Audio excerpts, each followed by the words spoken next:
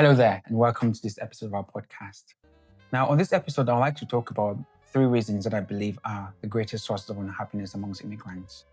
I think it's a personal subject, so please do share your thoughts with me in the comment section.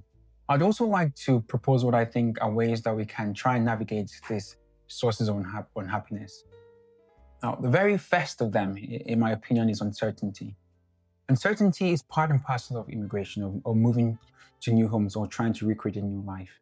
And this comes from the fact that prior to moving, we build all sorts of ideals and expectations of what our new homes can be. And oftentimes, it's very difficult for us to really appreciate what that new reality is going to be like.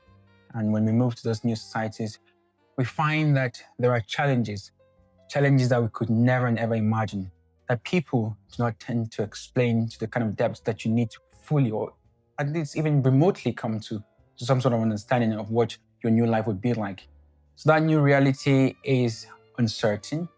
You find that you need to wait a lot, and you find that a lot of things that you took for granted back home are not true in this your new environment. And this is true for most immigrants across all strata, economic, or those who are economically well off, or those who are economic migrants, or indeed those who are looking for safety. Now, for those who are looking for safety, or those who have come in uncertain legal terms, you find that you believe that you need to wait for your passport or your documents to be right before you start to make a move in life. And so everything is postponed and everything seems to be in the air. That source of uncertainty brings unhappiness. It's completely understandable in my opinion, but I think the way to go about this is to recognize that in life, there's things that are within your control and things that you cannot control. For the things that you cannot control, I believe you have to let go.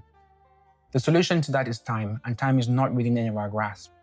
Now, what you have to take comfort or take solace in is the fact that a lot of people that have come before you, that have journeyed before you, have found themselves in exactly the same circumstances with exactly the same variables controlling their lives.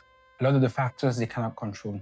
Now, if you give time its chance to work, if you allow time to unfold, you find that a lot of these things sort themselves out. What are the things that you can control? There's a lot of things that you can control, and that's about studying your new environment. Now, the process of moving and overcoming uncertainty is an active process. Recognize the things you can't control, let go of them. The things you can control, work hard.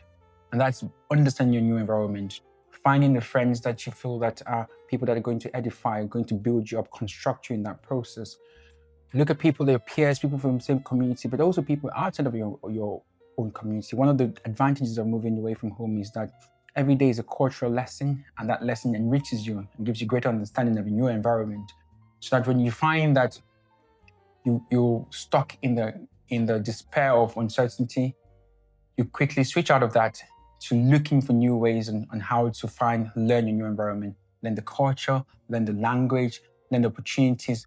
What are the variables that give an upper hand, and what are the things that you need to avoid? What are the companies that have destroyed others, and what are the lessons of those who've come before you? Those are the things that you can do. And I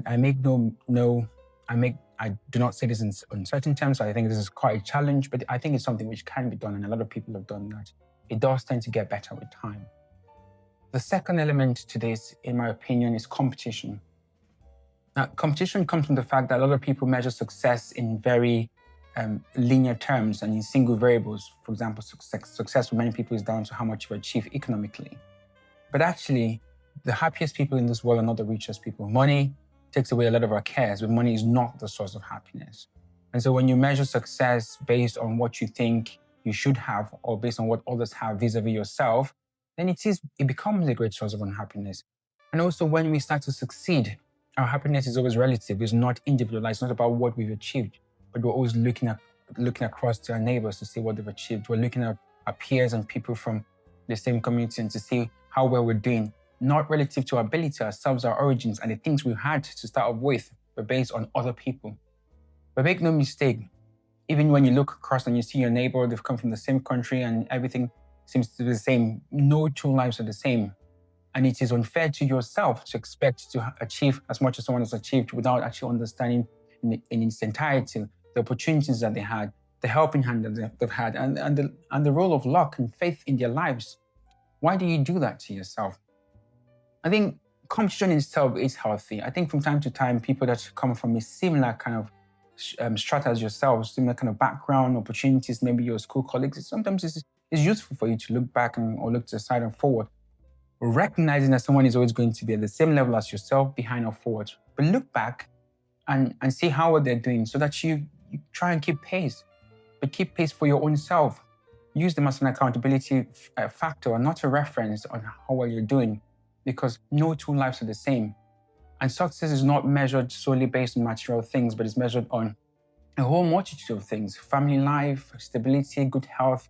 Someone may be vastly richer than yourself, but does not have the happiness or the security or the warmth of the family that you enjoy. But why do we torture ourselves in that kind of way? And I think amongst every society, but especially amongst immigrants looking at themselves, this is something which is very common and common many generations down the line.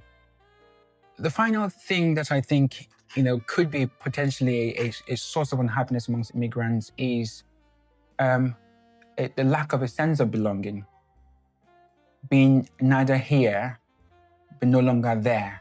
So you're no longer part of that society that you've left because you so desperately wanted to leave for all those reasons. And some people were forced to leave when you can't quite go back there. And so you're trying to create a new home away from home.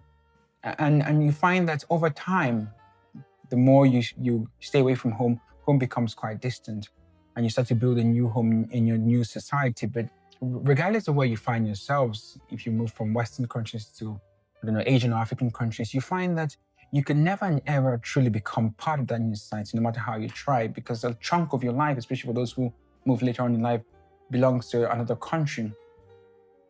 I think because of many reasons, one would be like a failure of true integration. People do not have a sense of belonging to their new environment. So usually maybe around the 20-year mark, maybe 10 to 20-year mark, I would say, people start to feel like they don't belong in this new society, this society that they've longed to be part of for a long, long time. They start to find that they want to go back. And you find that a lot of immigrants have retirement plans tied to the countries where they so desperately wanted to leave.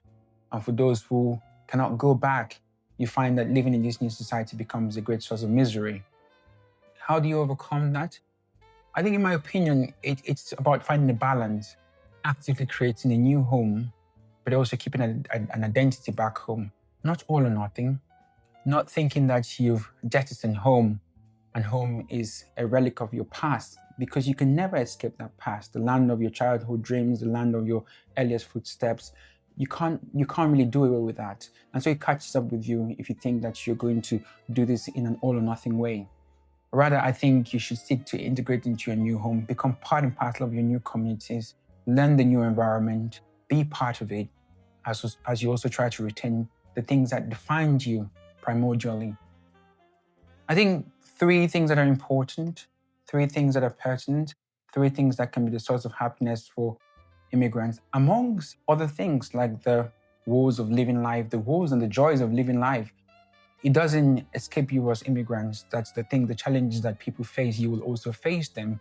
But coupled to those challenges are just 3 things that I've discussed: uncertainty, competition, and a lack of a sense of belonging to your new environment. What are your thoughts on this subject? Please share them with me in the comment section. Thank you, and I look forward to speaking to you again in the next episode. Thank you.